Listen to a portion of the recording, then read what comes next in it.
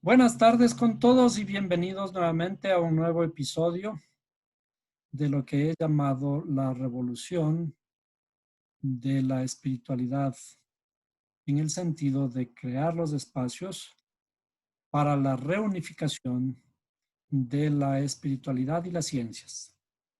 Las ciencias deben ser tratadas con los mejores pensamientos espirituales, pero también la espiritualidad y los espacios que se han escogido para lo que se conoce como alabar a Dios y estudiar acerca de su palabra, tienen que recuperar un espacio para la ciencia.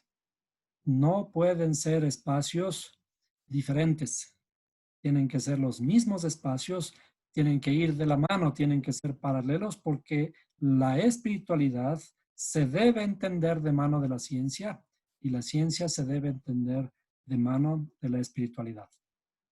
Entonces, esta clase hablaremos de un poco de paradojas y de pensamientos extraños. La Biblia en general está llena de paradojas. ¿Qué es una paradoja? Una paradoja es una circunstancia, una situación que no se puede solucionar, al menos fácilmente. Pero las paradojas nos ayudan a abrir nuestro pensamiento. Las paradojas nos ayudan a despojarnos de cierta estructura limitada que nosotros tenemos para pensar más allá. Vamos a leer la Biblia en el libro de Mateo 19:24. Vamos a comenzar un poquito atrás. Vamos a iniciar un poquito atrás. Porque en realidad hay una historia relacionada con un muchacho que tenía mucho dinero. Entonces vamos a leer desde Mateo 19:16, titulado El joven rico. Y dice, y aquí se le acercó uno y dijo, Maestro, ¿qué bien haré para obtener la vida eterna? Y él le dijo, ¿por qué me preguntas acerca de lo bueno? Solo uno es bueno, pero si deseas entrar en la vida, guarda los mandamientos. Le dijo, ¿cuáles? Y Jesús respondió, no matarás, no cometerás adulterio, no hurtarás, no darás falso testimonio. Honra a tu padre y a tu madre y amarás a tu prójimo como a ti mismo. El joven le dijo, todo esto lo he guardado. ¿Qué me falta todavía?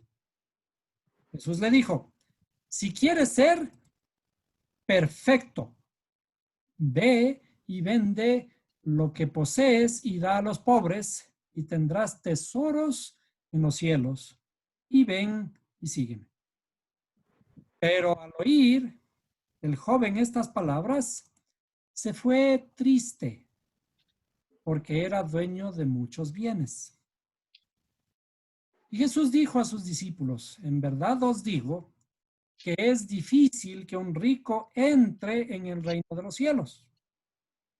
Y otra vez os digo que es más fácil que un camello pase por el ojo de una aguja el que un rico entre en el reino de Dios. Es más fácil que un camello pase por el ojo de una aguja que el que un rico entre en el reino de Dios. Bueno, eh, es un poco difícil entender la escritura y lo único que nos produciría es aquí una historia imposible. Nos produciría pensar, nos haría reflexionar de que a lo mejor posiblemente un rico no podrá salvarse, ¿sí? Porque esperar que un camello pase por el ojo de una aguja, ¿sí? Si el camello va a pasar por el ojo de una aguja, entonces posiblemente sí, un rico puede entrar en el reino de Dios, ¿cierto? Inclusive por eso vemos el siguiente verso que dice, al oír esto, los discípulos estaban llenos de asombro y decían, entonces, ¿quién podrá salvarse? ¿Cierto? ¿Quién podrá salvarse? Pero Jesús mirando les dijo, para los hombres eso es imposible, pero para Dios todo es posible. Entonces, vamos a ver ahora cómo es que para Dios todo es posible. ¿Sí? Eh, hay una cosa muy interesante acerca de de los camellos y las agujas. Vamos a um, hablar un poquito acerca de qué es el pasar por el ojo de una aguja. Y por lo tanto, vamos a mirar. Primero vamos a mirar las letras hebreas en el árbol de la vida.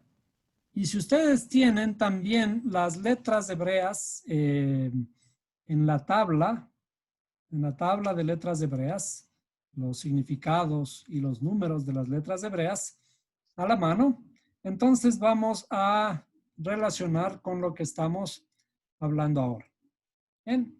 Aquí en el árbol de la vida que siempre estamos mirando, esta estructura es una estructura simbólica de la espiritualidad y está relacionada con nuestra propia interioridad.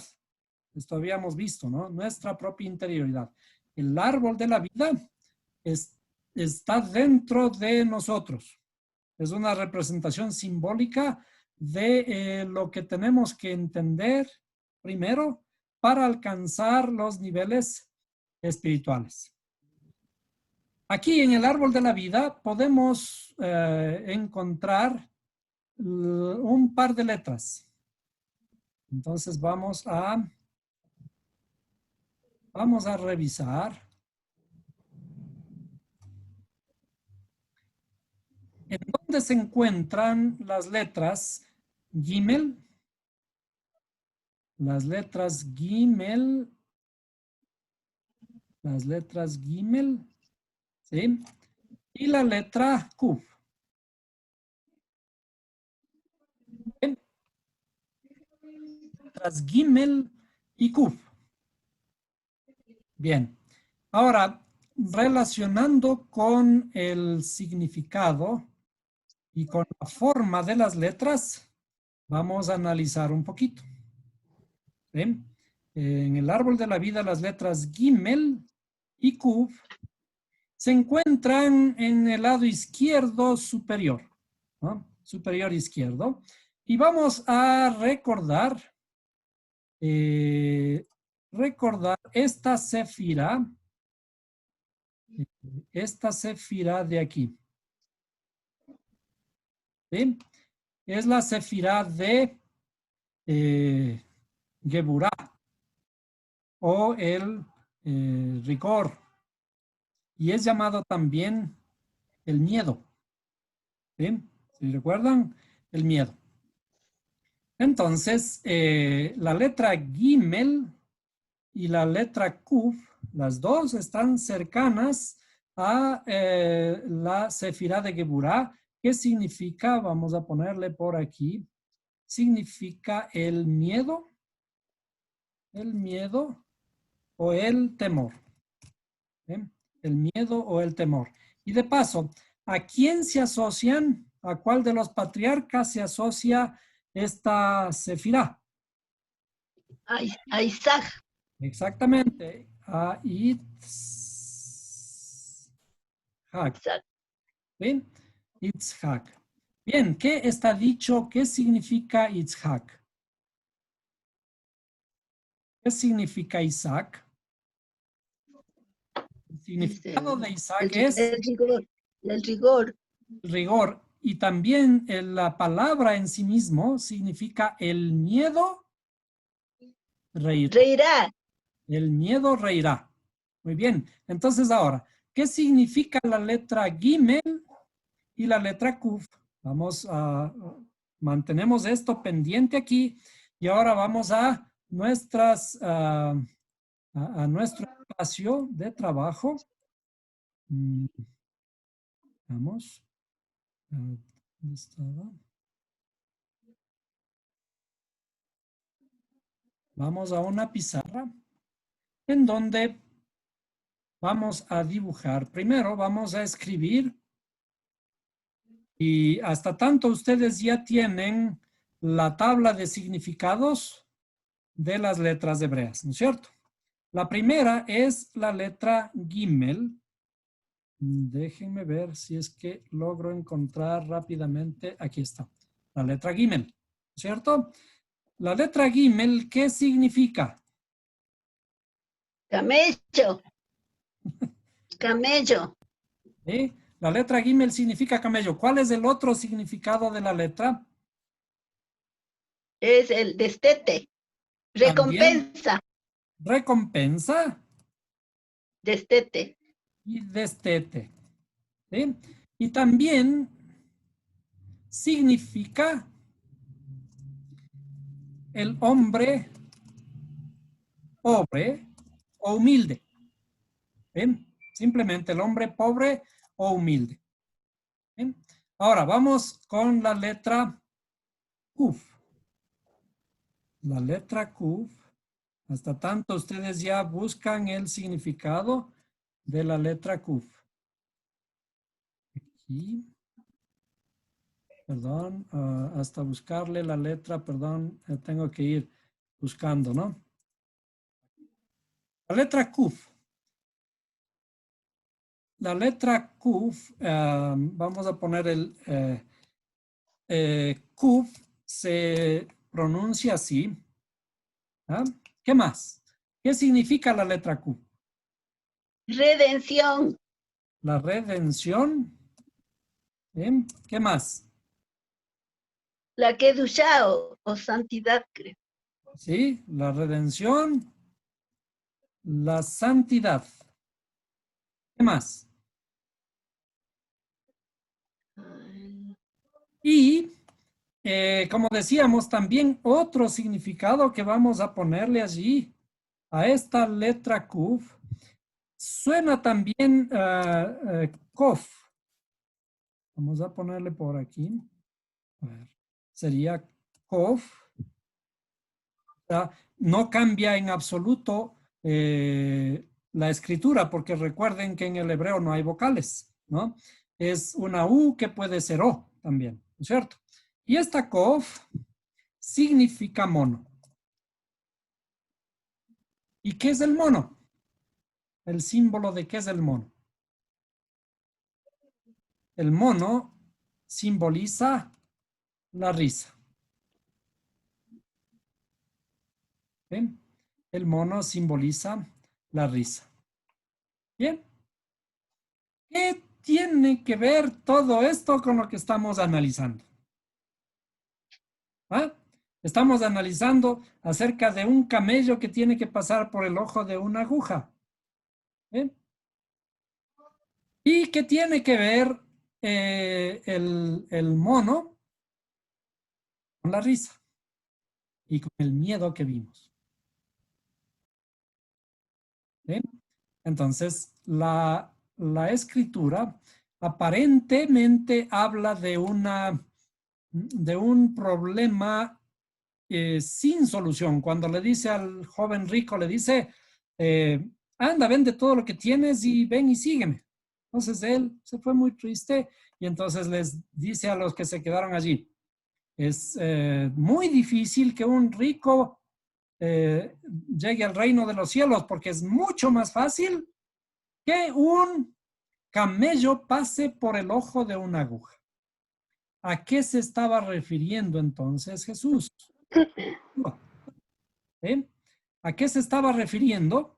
Entonces, veamos, ahora que ya conocemos un poquito, la figura de la letra Kuf. Vamos a resaltar aquí, ¿no es cierto? La figura de la letra Kuf. ¿Sí? ¿Qué forma tiene? Si exageramos, si exageramos un poquito, ¿no es Es un cierto? camello. La letra Kuf, vamos a dibujarla aquí, es una cosa que se extiende así para arriba y acá arriba tiene como un ojo, ¿no es cierto? Esto decíamos exagerando un poquito. La forma de la letra es como una aguja. ¿Ya? ¿Qué ocurre ahora con qué es el camello? Un animal grande. Es un animal grande, pero a ver, ¿qué letra simbolizaba? La letra Gimel, ¿no es cierto? Recompensa. Cuando en la escritura vemos, dice, porque es más fácil que un camello pase por el ojo de una aguja, ¿qué nos está diciendo? ¿Cuál es el camello? El camello es la letra Gimel. ¿Sí? Entonces, el camello tiene que pasar por el ojo de una aguja. ¿Sí? ¿Qué significa? ¿Quién es el camello? El camello es el hombre pobre. Simboliza el hombre pobre, ¿no es cierto? Humilde. Aquel, aquella persona que ha logrado la humildad. Ha pasado, eh, hay una condición previa. Acuérdense, ¿cuál es el valor de la letra Gimel? 3. El valor es 3, ¿no es cierto? El valor es 3. Y había una costumbre en el pueblo hebreo de destetar a sus niños. ¿A qué edad se les destetaba? Se les despegaba de su madre. A los 3 años. La edad de 3 años. Y se hacía un ritual. Inclusive ahí se le comenzaba a cortar el cabello. ¿Cierto? Se le corta la edad, el cabello a la edad de 3 años. ¿Cierto? Y es el símbolo de que llegamos a una edad humilde porque somos niños todavía, ¿no? Humilde en el que podemos iniciar el proceso de aprendizaje, de conocimiento para llegar a entender estos caminos sagrados de la Torah. Es decir, comenzamos a preguntarnos acerca de las grandes respuestas. Entonces, ahora, ¿qué debe atravesar el camello? El camello es el símbolo de un hombre grande, pero sin embargo aquí hay una dualidad, es muy interesante, ¿no? El camello es grande, pero a la final está representado por algo pequeño, como decíamos, un niño de 3 años. Y esto vamos a descifrarlo precisamente enseguida, ¿no?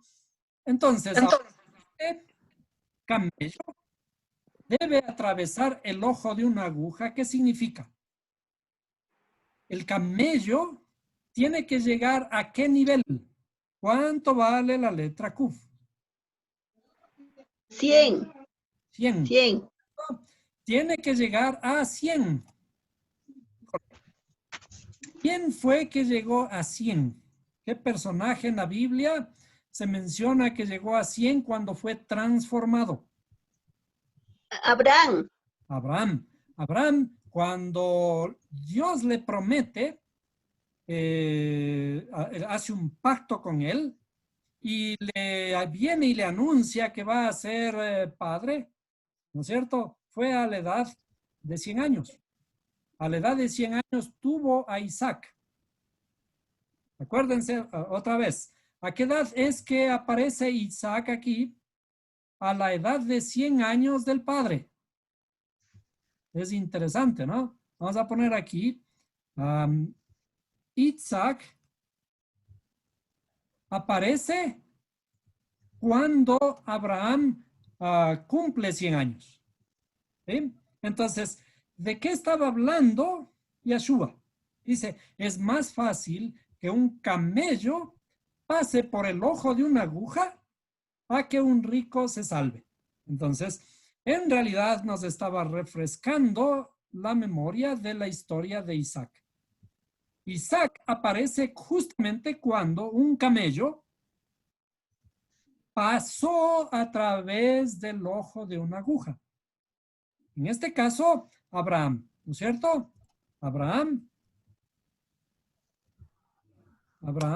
es el personaje que finalmente a los 100 años pasa a través del ojo de una aguja. Decíamos, debido a la forma de la letra Kuf tiene un ojal por el que tiene que pasar. Entonces, ¿de qué está hablando? Está hablando de que el hombre humilde, cuando comienza su camino de ascenso, tiene que llegar a 100. ¿Qué simboliza el 100? El 100 es igual a ¿qué? A 10 veces 10. Por 10. ¿Cierto? 10 por 10. Es decir, Abraham realizó, ¿se acuerdan cuántas vueltas dio Abraham? ¿Cuántos viajes hizo Abraham en Canaán? Abraham hizo 10 viajes en Canaán. Son los 10 viajes psicológicos de su alma, ¿sí? Cuando Abraham hace esos 10 viajes, lo que está haciendo es ascendiendo a este nivel de 100, al nivel de la santidad, al nivel de la redención. Y es por eso que inclusive cuando él ofreció a su hijo en sacrificio, después de haber realizado todos estos viajes, ¿no es cierto? Ahora ya puede mandar a su siervo a buscar una esposa para su hijo Isaac. ¿Cierto? ¿Por qué? Porque acuérdense, su tierra ya estaba transformada. Dice, anda y consigue una mujer para mi hijo Isaac, pero prométeme, júrame que no vas a traer una mujer de entre los pueblos cananeos que habitan aquí, sino que vas a traer una mujer de la tierra de mi parentela. ¿No era acaso la tierra en donde le mandó Dios a salir porque eran idólatras? ¿Cómo es que ahora le manda a Isaac, a su siervo Eliezer, a traer una esposa para Isaac? Porque su tierra ya estaba rectificada. Es decir, Abraham ya llegó a la edad de 100 años y pudo concebir a su hijo. El hijo simboliza que es el fruto de ese conocimiento. Entonces, ahora, vamos a analizar esta historia desde otro punto de vista. El creador es infinito. El creador es infinito, ¿no es cierto? Vamos a dibujar el infinito.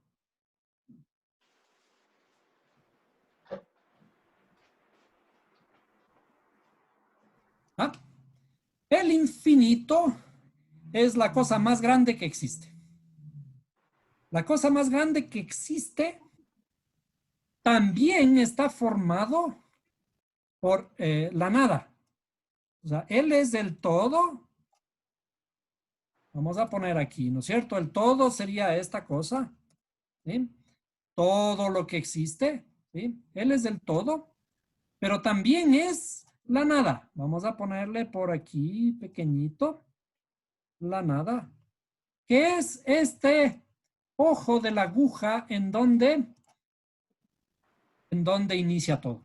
El creador es el todo, el infinito, pero también es la nada. Es decir, hay algo que él no sea, ¿cierto? Él tiene que ser el todo y también tiene que ser la nada. El creador es el todo y la nada. No hay nada fuera de él. Él lo abarca todo. En cierto sentido, y vamos a hablar un poquito de, es lo que decíamos, las paradojas, ¿no? en cierto sentido, en este sentido de la historia que estamos hablando, el todo es el animal, uno de los animales más grandes. ¿Cuál es el animal más grande que existe en la Tierra? ¿Sí? Hay dos animales más o menos los más grandes en la Tierra. El uno es el elefante. ¿Sí? El uno es el elefante y el otro es el camello. Entonces, el mismo creador es, como fuera, el más grande, ¿cierto? El elefante o el camello. Y este elefante o camello, el todo, el creador, crea un orificio muy pequeño, muy pequeñito aquí. La pregunta es, ¿podrá el creador pasar a través de este orificio? ¿Podrá el creador, siendo un animal muy grande, pasar por un orificio tan pequeñito como el ojo de una aguja? Y la paradoja es sí. ¿Sí? ¿Puede el creador hacer algo que él no pueda hacer? ¿Puede hacer algo, una piedra tan grande que él no pueda levantar? ¿Sí? Entonces, cuando uno sueña, puede darse el lujo de soñar cosas así de imposibles, ¿no? En este sueño, el elefante vamos a tratar de hacerle pasar por este orificio tan chiquito, ¿sí? ¿Cómo va a pasar este camello o este elefante a través del ojo de una aguja? ¿Sí? La respuesta es a través de la humildad. ¿Se acuerdan que hemos dicho que está escrito? Él se despojó a sí mismo. ¿Sí? Dice, siendo tan grande, estando en los cielos, dice, se despojó a sí mismo y bajó y se humilló, ¿cierto? ¿Qué es humillarse? Hacerse pequeñito, como uno de nosotros, dice, ¿no es cierto? Siendo él tan grande, se hizo como uno de nosotros, es decir, se hizo muy pequeñito. Y al hacerse pequeñito, entonces, tiene la opción de pasar a través del ojo de una aguja. ¿Cómo? A través de la humildad, ¿cierto? A través de la humildad. ¿Y qué significa eso? Cuando hacemos este trabajo, hemos alcanzado la Kedushá. La Kedushá, que es ¿qué? La santidad, ¿no es cierto? La santidad, o lo que conocemos como la letra Q. La letra Q. ¿Qué dice además la escritura de la santidad? Dice, sin santidad, Nadie verá al Señor. Señor, ¿no es cierto? Sin santidad, nadie verá al Señor. Entonces, ¿qué significa? Que tenemos que entrar todos y pasar por el ojo de una aguja. Ahora, sigamos analizando un poco esta paradoja. La paradoja del camello que pasa a través del ojo de una aguja está relacionado, como dijimos aquí primero, la letra Gimel es la letra más pequeñita y la forma es la forma, tiene una especie de como que está, es como un hombre que está humillado, como que está en señal de reverencia, ¿sí? Hacia el creador, ¿cierto? Y la letra Kuf, dijimos, es una especie de el ojo de una aguja, ¿eh? El ojo de una aguja. Entonces, ¿qué significa? Que el camello debe pasar por el ojo de una aguja. Significa el que se humilla será ensalzado. Exaltado. exaltado, ¿no es cierto? La exaltación es el que se humilla será exaltado. Entonces, no estaba hablando en realidad de que, ay, pobre el rico que no se va a salvar. ¿Sí? Sino que todos, por eso el Creador dice, no quiere que nadie se pierda, sino que todos procedan al arrepentimiento. Entonces, lo que en realidad está hablando allí es de que todos tenemos que pasar a través del ojo de una aguja, está hablando a través de esta santidad. Todos tenemos que llegar a ser santos. ¿Qué significa santos? Apartados. Apartados para toda buena obra. Bien, entonces continuemos un poquito, ¿no? Estábamos hablando acerca de que el mono es el sentido de la risa. Entonces, regresemos un poquito a la estructura del árbol. Nosotros dijimos que habíamos señalado aquí que las dos letras que están alrededor de Geburah, ¿qué significa el temor? ¿Cierto? Significa el temor. ¿Bien? El temor o el miedo. Y que simbolizan a Yitzhak. Si ven que todo está relacionado, estamos hablando de lo mismo. ¿Qué significa? Cuando se produce en el monte Moriah el llamado sacrificio de Isaac, en realidad lo que ocurre es que estos dos personajes, Abraham e Isaac, ¿sí?, se juntan, o lo que se conoce como la atadura de Isaac, es decir, los dos se juntan aquí en el medio. ¿Sí? Lo que está ocurriendo es la unidad. Lo que aparece justamente allí es la letra Aleph, ¿no es cierto? Cuando los dos se juntan, se están unificando. Muy bien.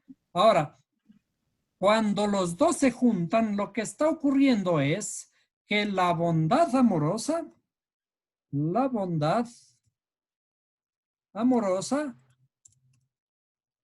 o el extremo del amor se funde con el extremo del miedo, y entonces después de este miedo, el miedo dice, el miedo reirá. El miedo reirá está simbolizado por la letra Kuf. ¿Por qué? Porque la letra Kuf es un mono. En cierto sentido, entonces, el mono simboliza la redención. El mono está simbolizando aquí la redención del ser humano. ¿Por qué? Porque el mono hace reír, está simbolizado por la risa. El mono hace reír. En estos tiempos, en los tiempos de pandemia, cuando estamos atravesando las más grandes dificultades porque estamos restringidos, porque no podemos trabajar, porque no podemos salir. Acuérdense cuando estábamos encerrados, ¿cierto? ¿Qué ocurre con nuestras defensas? Nuestras defensas bajan. Estamos vulnerables. En realidad, a mi juicio, las acciones tomadas por el gobierno y el famoso COE respecto de qué hacer para detener la pandemia estaban equivocadas. ¿Por qué? Porque una restricción aparentemente era para parar los contagios. Pero en realidad, ¿qué produjo? Si nosotros vemos, fue el tiempo en el que se dispararon los contagios. ¿Por qué? Porque hay una circunstancia. La restricción, la falta de trabajo, el estar encerrados nos produce depresión. Y mucha gente que dependía, mucha gente que dependía de el trabajo, se deprimió. La depresión nos lleva a un estado de vulnerabilidad. Las defensas bajan, es decir, estamos en un estado sin defensas y por lo tanto vulnerables. Entonces, ¿qué ocurre? La depresión nos produce tristeza, es el miedo que nos impulsa hacia abajo. ¿Sí? Nos lleva a un estado de depresión. ¿Cuál es la cura? ¿Cuál es la cura que tenemos en nuestra mano para poder liberarnos de esta depresión? Para poder liberarnos del miedo, del temor. ¿Sí? ¿Qué debemos hacer? ¿Sí? Tener alegría. La cura está justamente aquí, en la risa. La La risa risa. es la más grande medicina que tenemos en nuestras manos. La más grande medicina es la redención. ¿Por qué? Porque la risa nos eleva. ¿Sí? La risa nos eleva hacia los mundos superiores. O sea, es lo mismo que estamos diciendo, ¿no es cierto? El mono es simbolizado por la letra Kuf. Cuando lo que está ocurriendo allí es de que el camello o el elefante está atravesando el ojo de una aguja, en definitiva, lo que estamos viendo es de que el creador, ¿sí? Que es el elefante, la gimel, que me impulsa a cruzar por el ojo de una aguja aquí. El mismo creador se humilla para ser exaltado. Por lo tanto, esa elevación que se produce a través de la risa. Yo recuerdo, si comparamos, ustedes deben haber visto muchas películas, las películas acerca de la vida de Jesús. ¿Cómo ven ese personaje llamado Jesús a lo largo de todas esas películas que hemos visto? En todas esas películas, en casi todas las películas que yo he visto, Jesús es un tipo muy serio. En todas las representaciones que han hecho en esas películas, Jesús es un personaje serio. Y está muy seriamente por ahí predicando, seriamente, sin inmutarse, se acerca a alguien y por ahí le sana, etc. Pero yo recuerdo una película hace unos 20 años que vi completamente distinta. Era de un actor que representaba a un maestro, a un Jesús, o en este caso ahora Yahshua, muy alegre y que predicaba muy alegremente, contagiando su risa a los demás. Y entonces sí me pareció un poco más real. El creador, el redentor, debe ser alguien alegre. La risa es la motivación que nosotros tenemos que tener para elevar nuestras defensas. Y cuando nuestras defensas están elevadas, entonces nos podemos defender hacia cualquier ataque. Siempre estamos atacados por virus, bacterias y todos los bichos que pueden existir en el mundo. En el aire existen muchísimos. ¿Sí? Y es por eso que nos da alguna gripe, por eso que nos da algún resfriado, por eso es que nos da alguna enfermedad. ¿Sí? Cuando estamos vulnerables, cuando estamos tristes, cuando estamos deprimidos, es la más segura ocasión en la que podemos ser atacados. Pero cuando nos fortalecemos por medio de la risa, y eso está simbolizado por Isaac, ¿sí? El miedo reirá. El miedo reirá. Entonces, la redención nuestra tiene que tomarse a través de este camino. La santidad no es un estado de esos estados que nosotros estamos acostumbrados a ver a los hombres santos. Son unas personas que ni se mueven. ¿Han visto ustedes esa cantidad de santos que son, cuando los representan en las películas, etcétera, son personajes, pero que no ni abren la boca casi, ¿no es cierto? Ni pestanean. La santidad no es un estado de esos estáticos. La santidad, la Kedushá, ¿sí? Es un estado de la redención del miedo. Es el estado de Isaac. Isaac dice, el miedo reirá. Entonces, ¿qué tenemos que hacer? Imitar a Isaac. ¿Qué hacía Isaac? Isaac era, ¿alguien recuerda? Vamos a borrar esta cita de aquí. ¿Sí? Isaac, ¿qué hacía Isaac? Isaac dice que cavaba la tierra, ¿sí? ¿Para qué? Para hacer pozos y extraer el agua. Entonces el agua estaba dentro de los pozos de aquí abajo, ¿sí? Porque acuérdense que ahí era un desierto, ¿cierto? Entonces él cavaba pozos en la tierra. ¿Qué significa cavar el pozo en la tierra? Esta es nuestra tierra. Ustedes recuerdan que siempre hemos hablado de la tierra es nuestra interioridad, ¿cierto? Cavar en la tierra para encontrar en la tierra el agua. Y dice aquí que el agua que Isaac encontró era aguas vivas. ¿Qué significan las aguas vivas? Ya vimos algo relacionado con las aguas vivas. Yeshua dice, el que cree en mí, como dice la escritura, o como dice la Torah, ¿sí?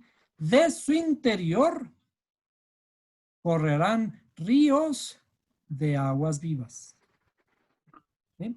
Cuando está hablando de los ríos de agua viva, está hablando de que encontramos en la interioridad nuestra ese flujo armonioso que podemos extraer, ¿sí? Podemos extraer de aquí ¿para qué sirve extraer esta agua de aquí? Para beber, pero también sirve para regar a nuestras plantitas. ¿Recuerdan que dice después Isaac cuando plantó en la tierra, él cosechó al 100%? Entonces, el agua sirve para dar vida. Cuando estamos nosotros ahora aquí en nuestra tierra, aquí van a surgir plantitas, ¿sí? De la tierra nuestra. Está hablando de nuestra interioridad. Van a surgir frutos. Las plantas finalmente nos van a dar frutos y los frutos son los frutos que tenemos que aprender nosotros a generar en nuestra interioridad. ¿Y cuál es el resumen de esos frutos? ¿Se acuerdan de los frutos? Dice, ¿cuál es el fruto del Espíritu? Los 9 dones del 9. Espíritu. Los 9 dones. Los 9 dones, ¿no es cierto? ¿Cuáles son? Amor, el amor, gozo, la paciencia, Gozo, paz, paciencia, benignidad, bondad, fe, mansedumbre, la bondad, templanza. mansedumbre. ¿Sí? Mansedumbre. Templanza. Y contra tales cosas no hay ley. No hay ley. ¿Cierto? Entonces, tenemos que aprender a cultivar nuestra interioridad y la redención, la santidad, depende de qué. La santidad va a depender de transformar el miedo y el miedo, en risa. En risa. Como el mono. Eso está hablando que es más fácil que un camello pase por el ojo de una aguja a que el rico se salve. Desde luego, el rico no se va a salvar. El rico tiene que aprender a ser pobre. Pero no está hablando en términos físicos, está hablando en términos espirituales. Tiene que aprender a ser Tiene que humilde. aprender a ser humilde. Ahora, aprender a ser humilde como nosotros vimos en el video que habíamos presentado al inicio, ¿no es cierto? ¿Qué significa ser humilde? Aprender a pensar en los demás. con los demás. Dejar de pensar en nuestra individualidad. Aprender a dejar de pensar en que para mí solito. Tengo que aprender a pensar ahora para quienes me rodean. Y no solo para quienes me rodean, sino también para mi futuro. Para quienes van a estar cuando ya no esté. El mundo que voy a dejar para los demás. Porque cuando pienso en un proyecto a largo plazo, entonces estoy pensando en el altruismo. Estoy dejando de ser egoísta y pasando a ser altruista. Estoy perdiendo mi individualidad en pos de la unidad de La colectividad. todos los seres humanos. Bien, hasta aquí entonces esta parte de